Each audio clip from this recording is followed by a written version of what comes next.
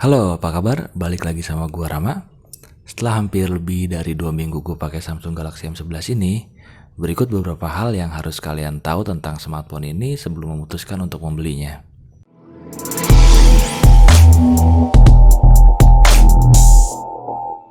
Oke, jadi Samsung Galaxy M11 ini udah gue pakai 2 minggu lebih ya. Sejak pertama kali beli dengan harga flash sale 1,9 juta, sekarang harganya udah mulai normal jadi 2,1 juta. Tapi karena ini Samsung, tentunya kalian bisa tetap dapat harga di bawah itu ya jika kalian mau cari. Dan di sini gue akan share apa aja sih yang harus kalian pertimbangkan sebelum beli Samsung Galaxy M11 ini. Dan gue udah ngerangkumnya jadi 6 poin utama. Yang pertama, ini yang paling terlihat ya, yaitu layarnya. Dia punya layar sebesar 6,4 inch dengan punch hole kamera di bagian kiri atas, atau Samsung menyebutnya ini Infinity O Display. Menurut gue ini keren banget karena dengan rentang harga 2 jutaan dan di bawah 2 juta, belum banyak brand yang ngasih layar model kayak gini. Ini udah kekinian banget, bahkan udah mirip Samsung S10 ya bentuk kameranya. Tapi cukup disayangkan, layar yang udah bagus ini hanya dikasih resolusi HD 720p aja. Untuk yang udah terbiasa pakai smartphone dengan resolusi Full HD, mungkin akan butuh waktu lagi untuk beradaptasi. Dia juga menggunakan jenis layar PLS TFT. Nah, ini banyak yang belum tahu apa itu PLS TFT. Jadi singkatnya, PLS TFT itu berbeda ya dengan layar TFT zaman dulu yang gak bagus dalam view angle-nya. PLS TFT ini adalah layar TFT yang udah dikembangin sendiri oleh Samsung. Bentuk karakternya sendiri itu mirip sama layar IPS, jadi cukup bagus kok.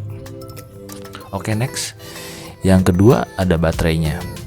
Yap, Samsung Galaxy M series itu emang merupakan seri Samsung Galaxy yang berfokus pada performa dan baterai yang besar ya. Meski nggak sebesar M21 dan M31 yang dibekali baterai 6000 mAh, 5000 mAh yang ada di Galaxy M11 ini cukup mampu membuatnya bertahan sehari lebih atau bahkan sampai 2 hari, tergantung pemakaian juga ya. Dan dia juga sudah mendukung fast charging 15 watt. Yang ketiga, performanya. Untuk performa cukup sih kalau menurut gua. Kita nggak bisa berharap banyak juga sih sama entry levelnya Samsung, apalagi kalau dibanding-bandingkan sama brand Tiongkok ya. Di sisi prosesor, dia dibekali prosesor Snapdragon 450 dengan RAM 3GB. Untuk Galaxy M11 ini cukup mampu ya buat nemenin seharian. Dan bahkan untuk main game seperti Mobile Legends, dia udah support HD mode dan juga HFR. Dan buat yang pengen main PUBG di HP ini masih kuat kok, tenang aja. HP ini masih sanggup ngejalanin PUBG dan bisa sampai settingan frame rate high dengan grafis smooth. Jika settingan grafisnya diubah ke HD, dia mentok di frame rate medium aja.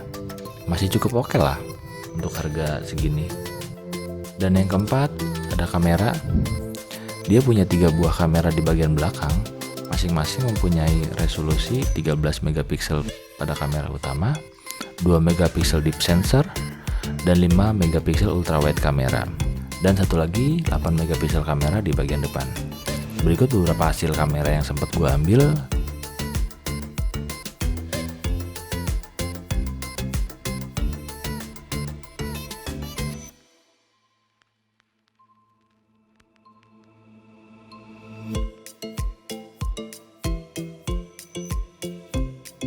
Dia adalah beberapa sampel kamera yang udah sempat gue ambil. Berikutnya ada yang kelima adalah desain. Punya desain bagian depan yang keren dengan Infinity O Display. Sayangnya untuk bagian belakangnya dia masih menggunakan material plastik ya dengan finishing dop. Bagus sih finishing dop kayak gini tuh. Bikin HP ini tuh nggak licin dan nggak gampang ninggalin bekas sidik jari juga. Tapi kekurangan dari bahan plastik yang di finishing dop ini jadi dia tuh nggak terlihat premium ya, terlihat ya agak murah, tapi bisa ditutupin dengan casing kok, jadi aman. Dan yang terakhir atau keenam, ini ada beberapa fitur yang mungkin layak juga untuk kalian pertimbangkan ya. Untuk software sendiri dia udah menggunakan One UI 2.0 based on Android 10. Ini sudah sangat up to date ya dari sisi softwarenya. Dengan One UI 2.0 membuat tampilannya ini nggak jauh berbeda dengan seri Samsung lainnya, bahkan yang lebih tinggi. Untuk hardwarenya juga dia udah menggunakan USB Type-C. Dan untuk SIM tray-nya udah support 3 slot SIM. Oke, segitu aja pembahasan tentang Galaxy M11-nya. semoga buat yang mau beli HP ini nggak bingung lagi, dan buat yang nggak beli nggak apa-apa, nonton video ini aja, gratis kok. Oke, sampai ketemu di video-video berikutnya. Terima kasih.